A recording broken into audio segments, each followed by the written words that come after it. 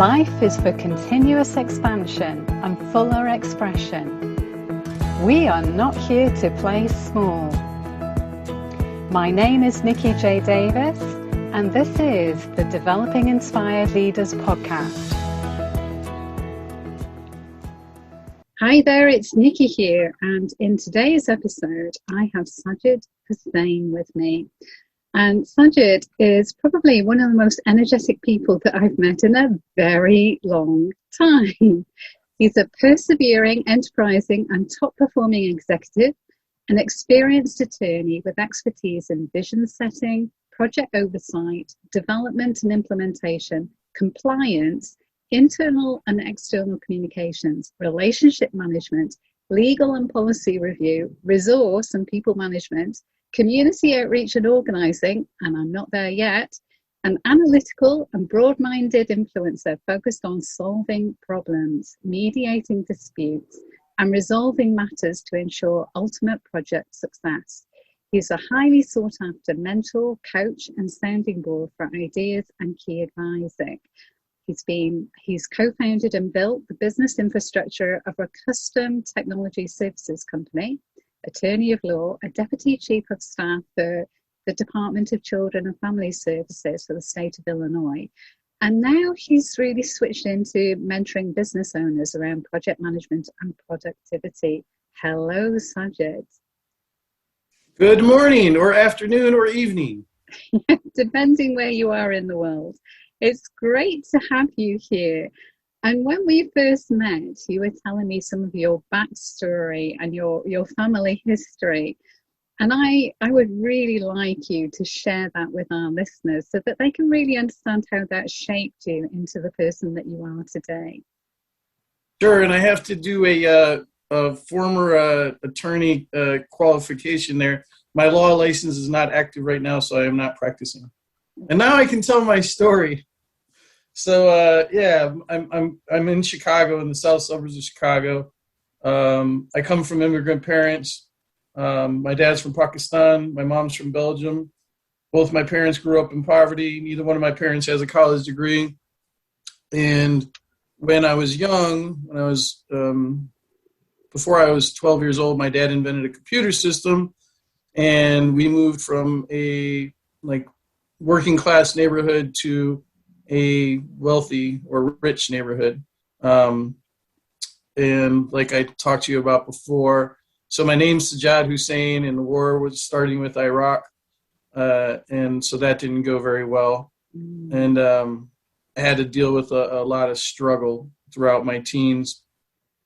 Then when I was 17, I got sick. I got diagnosed with an illness called myasthenia gravis, which is like muscular dystrophy or multiple sclerosis. So I spent 4.5 days on life support, 8 months in a wheelchair, and was given 3 to 10 years to live when I was 17.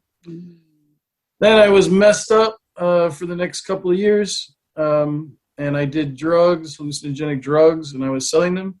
So when I was 20, I got arrested, and I was facing 6 to 30 years in prison.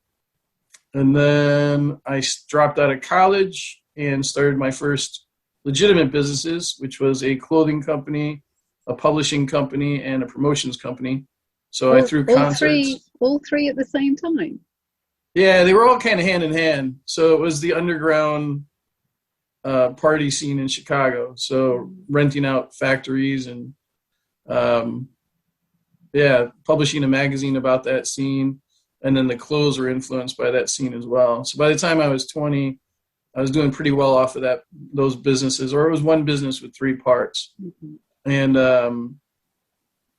I was a young entrepreneur, so I did a lot of things the wrong way.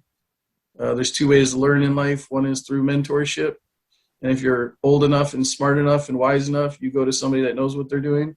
But if you're 20 and you think you know what you're doing, then you just try to do it yourself. And so I could have in retrospect, I'm old now, I could have gotten rich off of some of the stuff I was doing then if I had the knowledge that I have now. Because I spent a lot of time and money going the wrong ways with my businesses. But I learned, and that's kind of how I'm able to help people now, is because I learned from being very successful. I had a law firm for 4.5 years that was successful. I had a tech company for 6 years that was very successful. And now I have cause and effect, which is doing extremely well. So after that, I went on to go to DePaul University and graduate with honors in philosophy with a focus in ethics and political science. I was a community organizer and a social worker for 15 years, both before, during, and after law school. So then law school, then came out of law school, started a tech company. I was quasi-homeless for 10 months. I was staying with different friends because I didn't have the money to take the bar exam because you need $14,000 because you got to study 10 hours a day for 72 days straight. And there's no fun and there's no working. At least that's the way I did it. A lot of people do it another way, but they don't end up passing because they're not completely focused on the task at hand of passing the bar. And then my brother and I started a tech company. Our first contract in our first month was for $20,000. So I got an apartment. I took the bar. I passed the bar. And then I got hired by DCFS, and I ran the biggest projects for some of the biggest projects for the state. And then when a new governor comes in, the top people either leave or get removed normally. They do this thing called walking you out. So they send a couple state police officers to your very nice office, and they walk you out of the building. And if usually that's what happens if you don't resign, and you don't get to take your coffee pot and the rest of your stuff. So I left. And then I was banned for working for anybody that had a government contract or license for a year. So I had 4 job offers for top positions with the top agencies because they were working on projects that I was running, and I had earned their respect by them actually seeing the work that I did. And I told 3 of them I wasn't going to take the offers, and I told one of them I would take the offer. And then I was told by the Office of Inspector General I wasn't allowed to take any offers. And then everything I applied for, they would say I was overqualified. But I kept having people come to me to help them grow their organizations or grow their businesses and make them more efficient and effective. And so then it just turned into a business. Like many people's life story, it's an accidental situation. You have a plan for your life, and then life happens and gets in the way of your plan. But it all works out in the end, right? Like, I'm having a great time. I'm really happy. My business is exploding. My clients are doing extremely well. I get positive feedback for how well they're doing every day. So yeah, so life is good. Life is good. It sounds like you've had a series of nudges. I kind of think of them as nudges along the way to get on the right path and really help the people that we can. So tell me about this productivity, this tool that you have around productivity, because you have endless energy, it seems to me, and maybe that's come from being at death's door and having that whole experience. I don't know. Is that where that drive and that energy comes from? Because you have a lot of it. So since I thought I think so. I think that's correct, Nikki. Since I thought I had a very limited amount of time to live, I wanted to live. I remember when I was 17, after I got out of the hospital and got out of the wheelchair, every time I met anybody of any age, I really thought I was going to be dead soon. So if they were 26 years old, I would say, what's 26 like? And if they were 30 years old, what is 30 like? If they were whatever age they were, 50, 60, 70, I would ask them, what is life like at that point? Because I didn't figure I would live to that age. So I was curious about what was going to happen. And one of the things I discovered through that process, I haven't talked about this in like 15 years because nobody's asked me that question in like 15 years. But one of the things I discovered in that process was a lot of 30 to 35-year-old people had a massive amount of regret that they didn't live they didn't live up to their potential. And I think it's hard to turn around when you get to 30 or 35, not impossible, but it's like people that go to college and then drop out and say they're going to go back. They don't end up usually going back to college. So when I mentor young people, I'm like, don't take a break from college. Just finish college because you're probably not going to go back. So if you get to a certain age, I think you're kind of you have self-esteem, subconscious self-esteem issues at that point. You've kind of lost faith and belief in yourself. And so that's one of the things I know resonated with me when I was young, that I didn't want to, if I did live past 27, I didn't want to not have lived as much as I could. So I've lived like 10 lives at this point. And if I do die today, it's okay. You know what I mean? Like, it's not that I have the desire to die today. I'm actually having a lot of fun. But if I did, I'm not going to be on, my deathbed with any regret that I could have done more, because it's impossible to grind harder than how hard how I've lived so mumuch life. It really sounds like you have. Yeah. And it's interesting what you're saying about those years in the mid-30s, because it was actually in my mid-30s that I left the corporate world and became an entrepreneur, although I wouldn't have called myself that at the time. It was just like, I'm not enjoying this anymore. And I know that I can still work in this way, but be an external consultant. And I wanted to try it, and just see what happened. So that was the moment for me where I left the corporate world and started down a business path. And it took me years to embrace that term entrepreneur. But I knew I was a business owner. I just didn't know this thing called an entrepreneur, because it came with some really big names like Richard Branson, and things like that. And I just didn't identify with that at that time.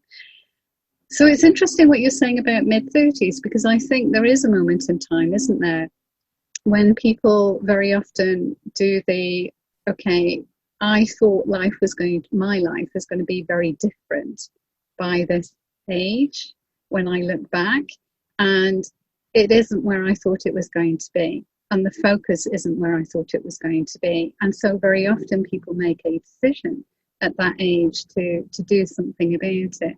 And I was saying, actually, because I'm 50, how old am I? I'm 53. So I kind of look back and think, well, 35, 36 is still young. Oh, and there's an aircraft going over right now. Apologies for that.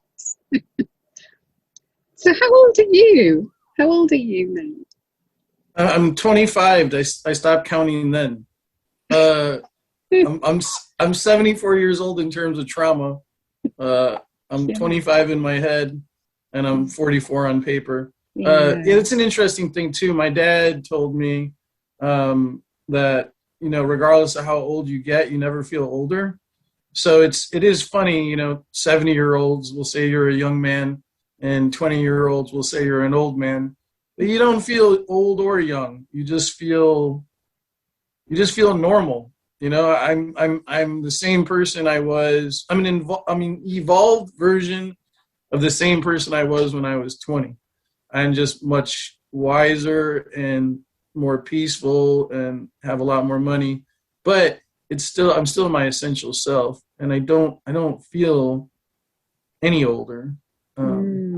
Yeah, it's not until I look in the mirror that I realize I'm older than I think. So, Sajad, take us to productivity, because I know this is something that you're very enthusiastic to help people with, because you have this boundless energy. You have lived so many more years than your age, and have this boundless energy to get things done. What's your secret? So I have a company, and I have a business development program. So I work with startups, and I also work with people that have been in business for 30 plus years. So some of my clients are starting out, some of my clients are multimillionaires, and there's just kind of simple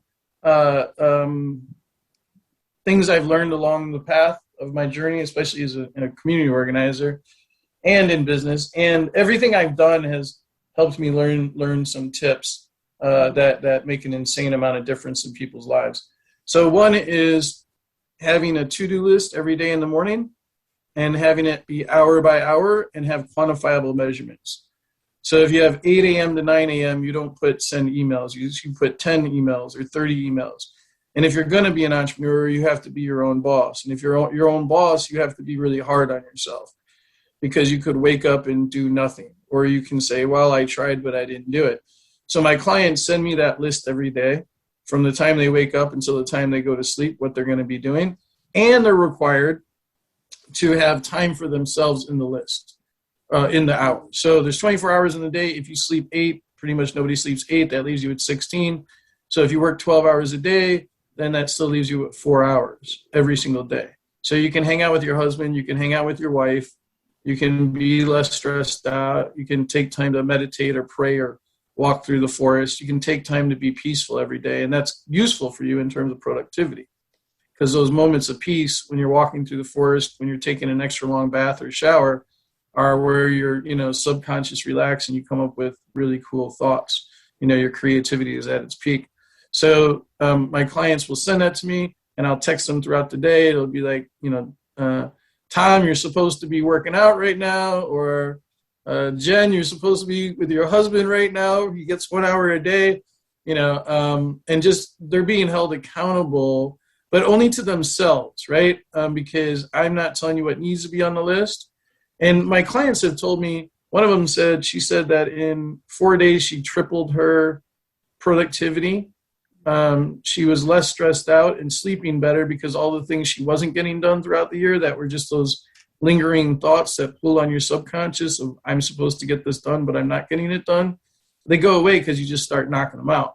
You also start, when you look at the list, you figure out where you're wasting your time and your money, because you look at exactly what you're doing and you're saying, okay, why am I spending 3 hours a day doing this when I'm not getting any return on that investment, either financially or emotionally?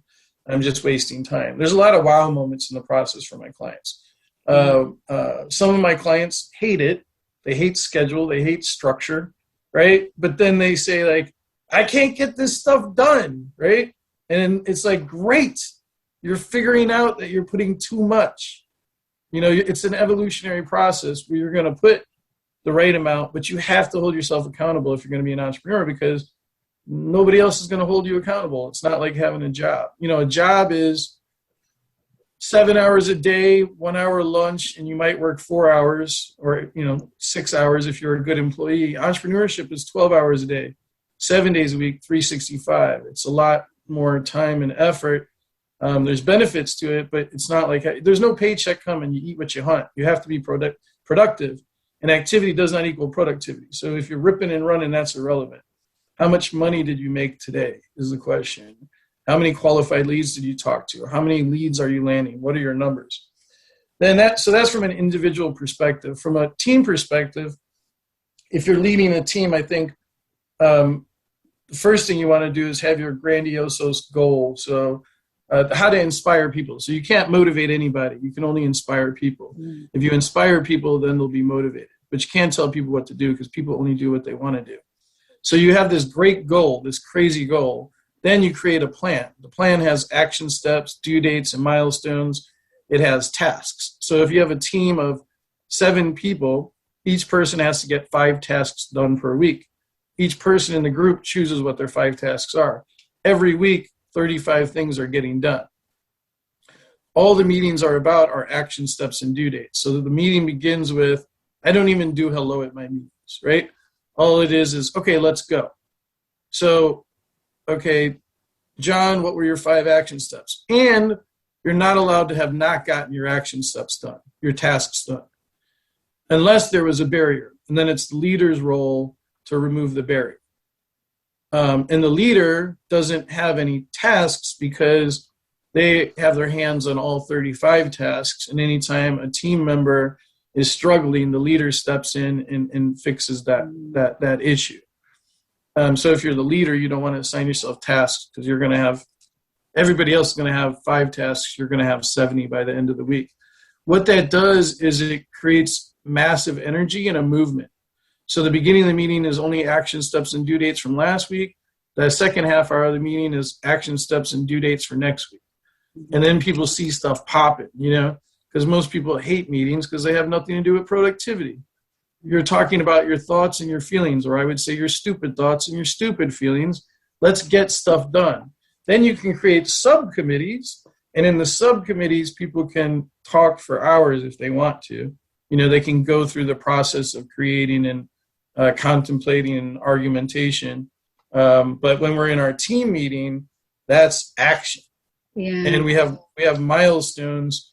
By this point, we're going to hit this. By this point, we're going to hit this. In 5 years from now, we're going to make $100 million. In 6 weeks from now, we're going to launch this corporation. And here's how we're going to get that done. And people always laugh in my face and behind my back. It's my favorite part of the process, because after they laugh at me, I make it happen. And then they go, wow, that was crazy. And I'm like, yeah, there's nothing like getting and seeing the results, is there, that inspires you to go on and move forward. Yeah. Yeah, my clients are making more money within like 3 weeks of talking to me. And a lot of my clients have been trying to be entrepreneurs for years and had these fraudulent coaches and consultants for years. And then they come to me and I'm like, what's your plan? What are your numbers? What's your pitch? What's your brand? What's your vision, your mission? What's your process for closing a deal? How does somebody hire? All these fundamental, essential elements of being an entrepreneur, and they don't have any of them. And I'm like, what were you paying these people to do? One of my clients, she had consultants for years, and 4 months after hiring me, she's living full-time off of her business, and it's by focusing on productivity as opposed to activity. And there's a difference. There's a big difference, isn't there? Because you can be a busy fool. You really need to know the things that are going to move the needle in terms of performance and get the results, and focus in on those. And it sounds like that's what you're doing with your clients, is making sure that they're focusing on the right things that are going to get the results. Yeah, you get dopamine, serotonin, endorphins, and oxytocin. So you get these chemicals of happiness.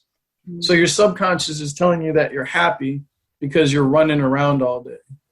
But you can make a lot more money, work less hours, be less stressed out if you're organized, because your productivity will go sky high through the roof and you won't be wasting time. And this is why it's not just for startups, because I work with people that have been doing this for 30 years.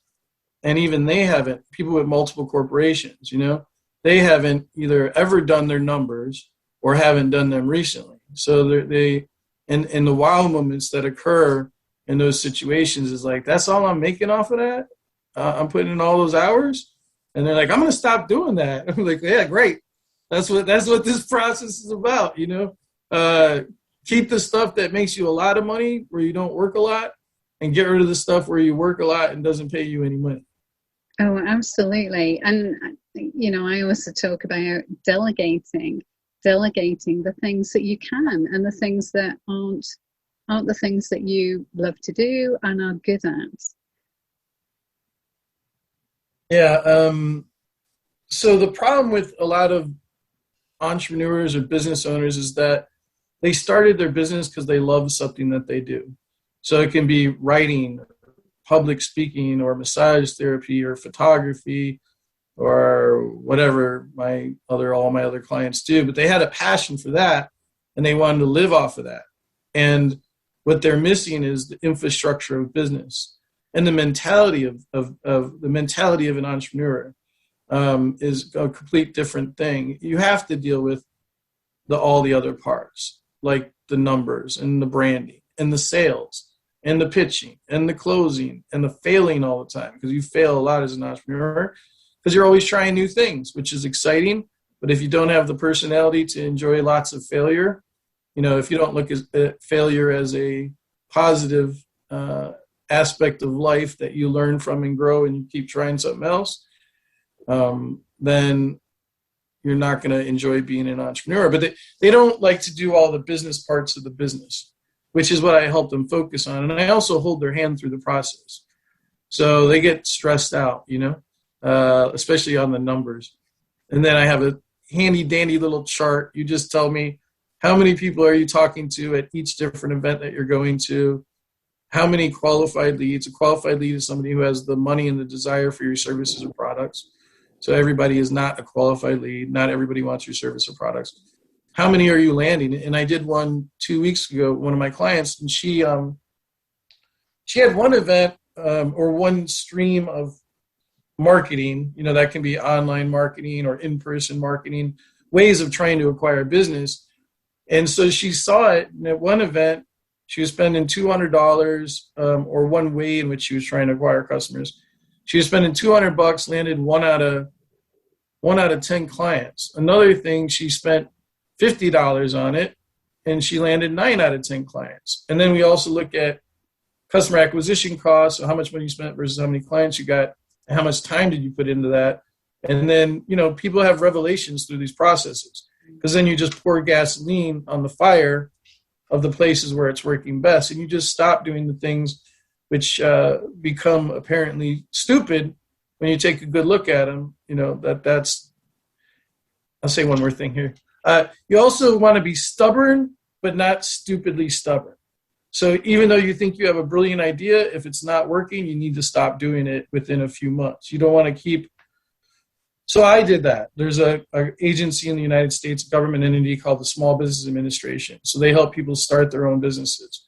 And I thought, this is a brilliant place. This is when I had my tech company, because we did custom websites, custom CRMs, and business consulting. I was a part of that as well, business development. And it didn't work at all.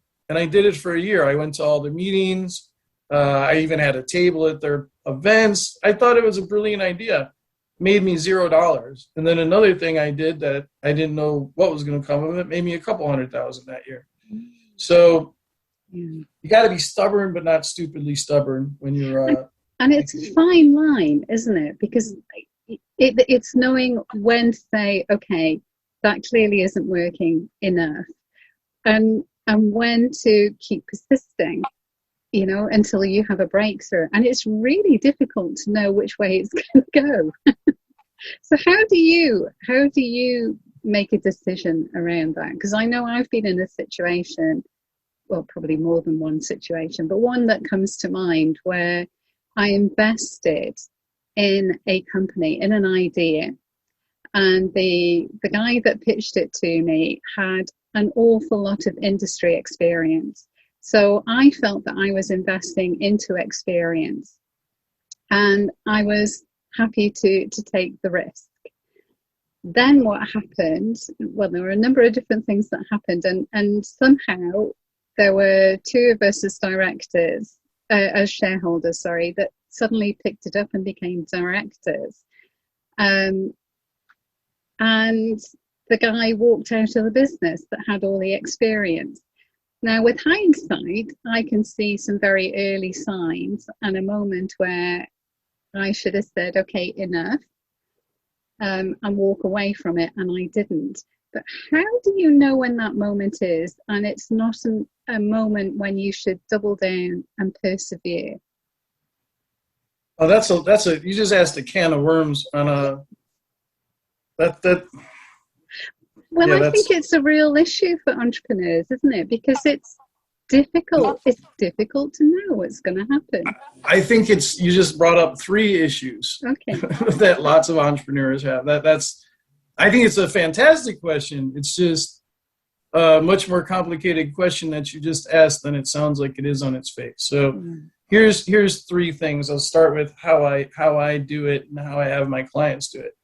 So I'm currently working with 4 people that have large networks, and 3 of them have networking companies.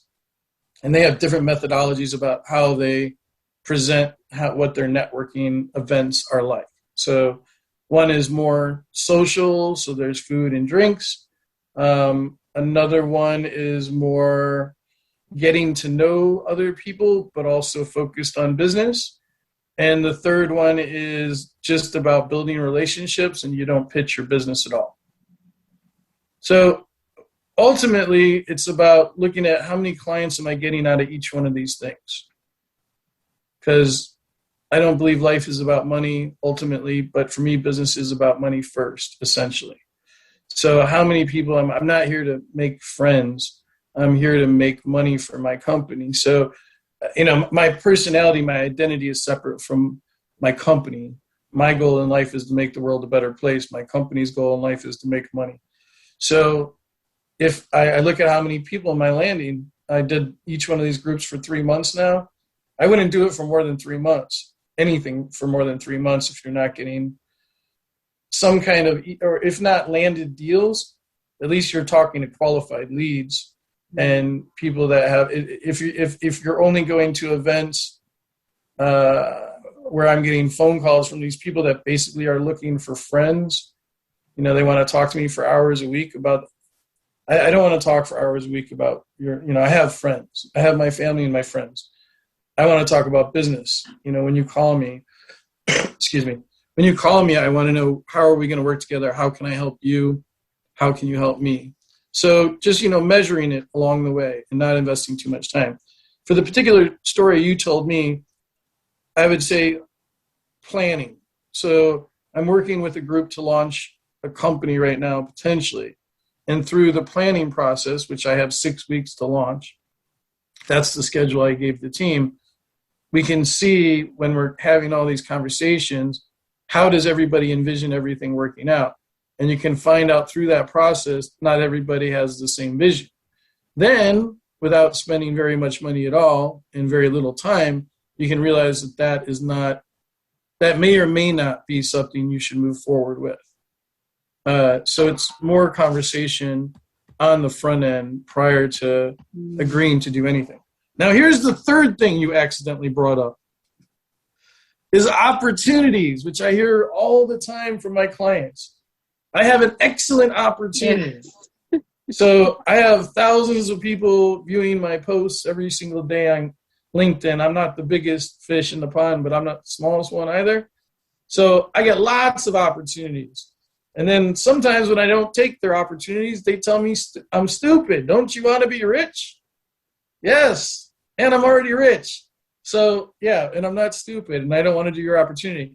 Everything is an opportunity. And if you're really good at rationalizing, you can say, well, that fits into my business somehow. And what you need to do when my clients, because my clients run stuff by me a lot. I talk to all of them every single day.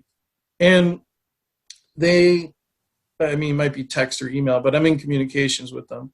And they'll run things by me and it'll be like, it's a great opportunity, right? Everything is a great potential opportunity. Is it in line with your essential business and your vision and mission? So I have side hustles that I do, one-offs where somebody wants help with promoting their product or service. I have a lot of people at large networks. We can make some kind of deal where I get a percentage, this person gets a percentage, and these two people get a percentage. We promote their stuff and we all get a cut. Total invested time in that is 3 hours. Total potential return on that project is $300,000 in 30 days. So 3 hours of work and my cut would be 60 grand. That's a side hustle, but it's not my essential business. And I was talking to one of my clients about it. He says, but it's business development. I'm like, yeah, but anything can be rationalized, right? If it's within the realm of business, I could own a boat that catches fish because that's within the realm of business, but I'm not a fisherman. So, it's not getting distracted by those opportunities and being very weary and skeptical of how much time you're investing into these different, because everything is an opportunity. Everything is a potential. I don't work for free. So I give 30 minutes of my time complimentary. And then if you want to move forward with something, we need to figure out what the deal is within, an hour or two after that. I'm not going to spend 8 hours doing a project plan for something and then have it turn out to be nothing, because then that's my fault. And so I see a lot of people chasing. It's like a thing of desperation, chasing every opportunity because they're just desperate for money. If you have faith in what you're doing, you don't need to chase money, because if you do what you got to do with your business, you'll be able to live off of your business if it's organized correctly. Yeah, that's sound advice, and this was my scenario happened quite early on in my business, and my business was growing in success, and I actually had some extra money as I saw it then. I view it differently now. And like you say, there was an opportunity that came along, and it was left of field. It was completely out of my sphere of experience. So it didn't meet that criteria at all. And there were a number of red flags that I ignored looking back. So there was lots that I learned from that experience, and haven't made that mistake since. And I think it speaks to what you were saying earlier about, sometimes we take the long route to learn, and sometimes we recognize the importance of having a mentor to take some shortcuts and actually borrow their learning almost and put that into practice. And I think this was definitely one of those moments where I took the long route to learning some important lessons, but they've stayed with me. Yeah, and I certainly value having mentors, business mentors in my life. It's because of the shortcut in terms of learning, and that gives you. Absolutely. Kind of like having a personal trainer. So you can go to the gym. You can go to the gym on your own. But if you have a dietitian and a personal trainer, if you've ever had a personal trainer before, even once, because usually when you go to the gym, they offer you one free time, and you think you're going hard. The people that hire me, they always say, like, I thought I kind of would have needed you, but this is crazy. Like, the amount of, like, I hear so much about, I ask them, how are things going? And the response is always usually an emotive feeling response. Oh, I feel way less stressed out. I feel like I can breathe now. I see the light at the end of the tunnel. I'm sleeping better. And I'm like, okay, can we talk about business? Oh, I'm landing way more deals now. But it's all because all that they're at peace, and they're focused and they're organized and they can see exactly what they're doing. So you could potentially do this on your own. It just might take you 80 years. And, I have a business development program, which is 6 weeks. Within 6 weeks, within 4 days, I'm going to have you grinding. And even if you think you're going hard right now, you have no idea, because I don't know, maybe I'm crazy or something. My brain goes very fast. Yeah, it does. One of my ex-girlfriends, I was complaining to her about how slow everybody was. And I was complaining about like 5 people in a row. And she said, Chad, you realize you're the problem, right? And I'm like, what do you mean? She said, all these other people are normal. This is how normal people operate. And they might even be going faster than normal people. But for me, I can get like 4 days worth of work done in one day. So I have to pull back on my expectations, especially when other people are trying their best to be as efficient and productive as possible. And I still look at it and go, man, you could be doing so much. You could be doing so much more than what you're doing.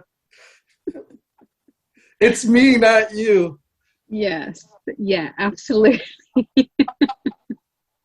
So as we come to the end of this interview, and it's just been an absolute joy having this conversation with you, is there any last piece of advice that you would like to give our listeners before we close this conversation? Let's see, the most essential element. There's the practical stuff you need to know, all the essential foundational stuff. But there's also the mindset and understanding that you're becoming a totally different human being. And if it's not what you think it is, you think, oh, it's a fantasy. That's what entrepreneurship is.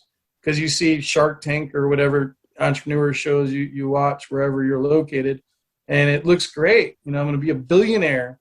But you're not gonna have weekends anymore. You're not gonna have holidays anymore. It's not gonna blow up right away necessarily, unless you're really lucky. Although I don't even believe in luck, but unless certain things fall into place that unexpectedly and it blows up your business right away. So it's a grind, and the grass is always greener on the other side. I don't think entrepreneurship is for everybody. That's basically it. And if you're gonna get into it, especially if you're gonna hire me, be ready. Because we're going hard. I'm going to show you exactly what this takes, and it's not going to take you 2 years. I'm going to make you I'm going to force you to be successful. And if you slack, or if you're distracted, or if you're chasing every opportunity or if you're just, if you send me your schedule and you have a 7-hour workday or an 8-hour workday with a 1-hour lunch, that's unacceptable. You go back and get a job, because this life is not for you. Now, maybe in a year or two from now, I've gotten, my tech company, I got it to the point where I had engineers working and I had a project manager running it. So I was traveling around the country and I was camping, and I would call into the meetings and say, Sajad is here. And I was in the middle of the desert in a tent. And that was all I did. And I made lots of money not working. But that was 12 hours a day, 7 days a week, 365 for years, or a year and a half, actually, before I was able to get it to that point. A lot of people that are starting out are like, well, I'm just going to, solo practitioner versus business owner. I'm just going to hire people. You can't hire people until you have money. And you're not going to get money until you get money. And unless you live like this, it's going to take you a long time to make this thing happen. So if you're going to get into this lifestyle, if you're not already in it already, understand that it's a totally different thing than what you think it is.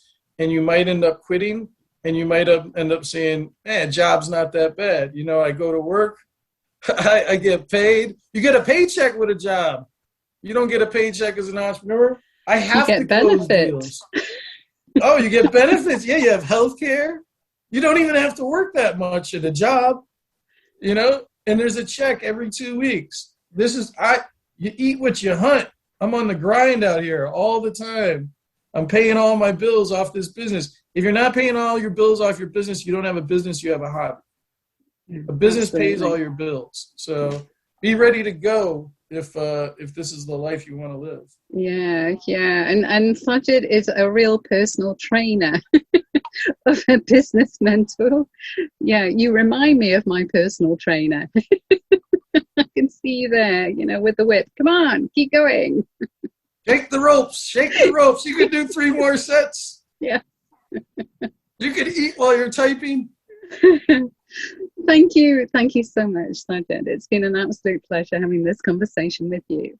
And thank you for the opportunity. I really appreciate it. Oh, you're so welcome. And for those of you that really want a personal trainer of an approach to business mentoring to really get you productive in your business, or even if you're starting out, to get you on the right track, then Sajad is there at his company called Cause and Effect Consulting. And there's a link that you can click on in the episode notes to find out more about Sajad and actually connect up with him. So thank you so much for this episode. It's been a lot of fun. And I had fun too. Thank you very much. You're welcome. And for our listeners, I look forward to speaking with you next time. Bye for now. Thank you for listening to the Developing Inspired Leaders podcast. If you liked what you've heard, subscribe and share with others. And if you want to know more, go to nikkijdavis.com.